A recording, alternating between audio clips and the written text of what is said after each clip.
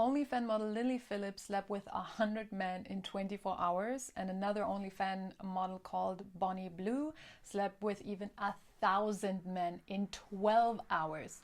This is insane, and there is a lot to unpack from the perspective of someone who works a lot with trauma, who supports women on their journey to actually become empowered, because this is not empowerment. Casual intercourse is not empowerment. In this video, I will dive into what kind of trauma can cause this extreme form of behavior, and also why casual intercourse is actually very harmful for you as a woman, to your womb and to your overall being. But first, hi, my name is Yula. I am a womb worker, I'm a shadow worker, so I know a lot of stuff about trauma. And in the past 3 years, I have worked with women one-on-one in workshops, live workshops in Central America and Europe, to support them on their journey to become their most empowered selves, to connect to their womb, to connect to their voice, and to heal trauma. So if you have not heard yet, there are these two OnlyFans models who basically competed in sleeping with as many men as possible in a very short amount of time. And not just that, but also there have been many clips coming up how Blue is kneeling in the street in front of men, asking them to sleep with her. And to be clear, I do not want to cause any further division or shaming towards these women. That is not the goal of this video. And I know that there has been a lot of that already. And that is not the point. Like, the point is to see these women with compassion and to not judge them, because the more we judge other women, the more we divide ourselves from them.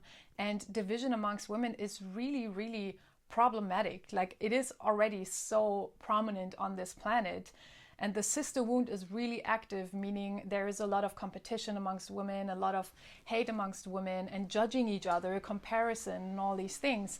And that keeps us actually from stepping into our power, because women are meant to be connected to each other. Like, we are meant to be in sisterhood, support each other, love each other, heal each other. There is just so much beauty that can happen when women come together. And when we judge other women, it's not going to happen. So this video is meant to show what is beyond behavior and to have compassion for that, because we are all traumatized. We are all having hurt little inner children that live inside of us that are acting out in these kind of ways. And yes, this is a very extreme example, but at the end of the day, we are all in the same boat with this, like, we all have our trauma, and it's on us to actually work with that. And that's why I make this video. So I am a womb worker, I'm a shadow worker, so I have a lot of experience with trauma and in working with other people to heal their own trauma and their inner child, because all our trauma comes from our childhood. This is where we are formed. This is where our brain is an imaginary state,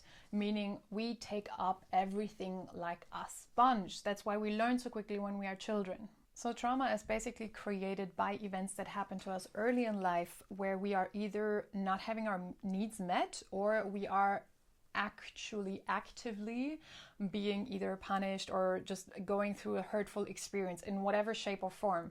And it's important to notice that when it comes to trauma, it doesn't have to be an extreme form of trauma in order to be traumatizing, because depending on the child and its level of sensitivity, even a small thing can traumatize a child already, where as an adult you maybe say like, that's nothing. But as a child, it is a lot. So that is a common misconception, that trauma needs to be this super crazy event in order to create a trauma within. But that's actually not the case. It always depends on the child, and every child is extremely unique. Every child has a different character, a different way of reacting to situations, a different way of perceiving situations. So two children can go through the same situation and create a different kind of trauma based on their character, based on their personality and their perception. And so if these wounds are not addressed and not healed and not released from the body, because trauma is always stored in the body, imprinted into our nervous system. That's why many people are always in fight or flight. They're stressed out because of these imprints into our body. And so if we fail to heal these things, to address these wounds, then that later on in adulthood will unfortunately lead to behavior that is most likely detrimental to you as a person, to other people, yada, yada, yada. So we all have behaviors and relationship patterns that are based on trauma that happened to us in childhood. often we still have the coping mechanisms from back in childhood. Like, because when we go through trauma, children develop coping mechanisms to deal with the trauma because they have no way of escaping the situation. We are dependent on our caregivers, so we cannot just run away and leave the situation. We have to stay in it. And in order to stay in it and cope with the pain, we develop behaviors that help us cope with this. And this is what I mean. It is extremely easy to judge other people based on this behavior, and we fail to look what is behind that behavior. Why is the person acting the way they're acting, and not shaming and judging their behavior, but actually be like, oh damn, this woman, this man just has experienced a lot of pain in their world, in their childhood, and is expressing it through this way because that's how they learned to cope with stuff. And this behavior of Lily Phillips and Bonnie Blue is most likely due to trauma that they have experienced in their life, and they most likely are unaware of it. However, again, this is about compassion. Like, how can we look at these people and be like, oh shit, that's actually, I have compassion for that, you know, like that is someone who has just dealt with a lot of stuff.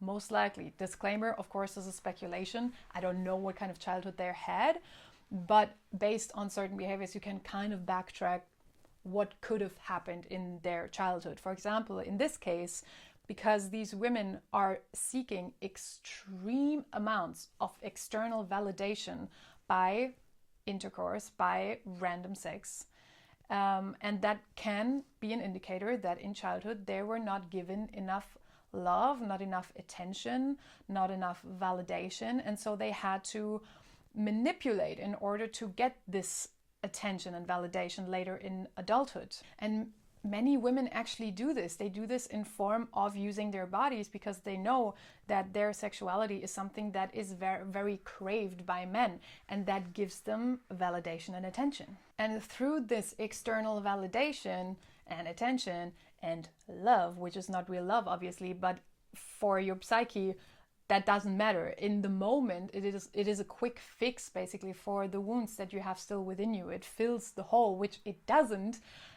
Seeing this extreme behavior, like 1,000 men in 12 hours, that is an insane amount of needing for external something to fill something, a void within you that otherwise is probably very loud and very hurtful. And this is a coping mechanism to receive this love and attention for a short moment until it's not enough anymore. And then they have to sleep with 2,000 men in 26 hours. And this is also something important to note. Like, you can literally replace this kind of thing with alcohol, with drugs, with gambling, with shopping, with any kind of addiction, because any addiction at the end of the day is something external filling a hole within ourselves. And this is the same thing, it just has a different mask. Like, at the end of the day, it doesn't really matter what thing external from us we choose in order to fill this internal void, to numb the pain that we have inside of ourselves. And so another wound for them could also be a very low sense of self-worth, thinking that their body is the only thing that's valuable about them. And that is also something that many women struggle with. And they literally think that their body is the only thing that's valuable to give.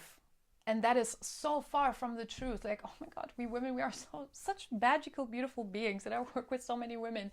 And it's like, it opens my heart when women really start to see and feel that there's so much more than their bodies. There's so much more than just their sensuality, their sexuality, like all these things that are so pushed by the society. So it's no wonder that this is, what it is. And casual intercourse is literally, you are invading your body with energy and take on energy that you don't want to take on from men that don't care about you, that do not love you, that do not care about anything else than you're a vajayjay. And that in turn, again, tells us so much about their self-worth and what they think about themselves, because the things that we accept in life and the people that we accept in life is a reflection of what we think about ourselves and what we're worthy of accepting. And casual intercourse can be really harmful to your whole system. If you think about it, sex is literally a huge exchange of energy. Like, there's nothing else that exchanges more energy with another human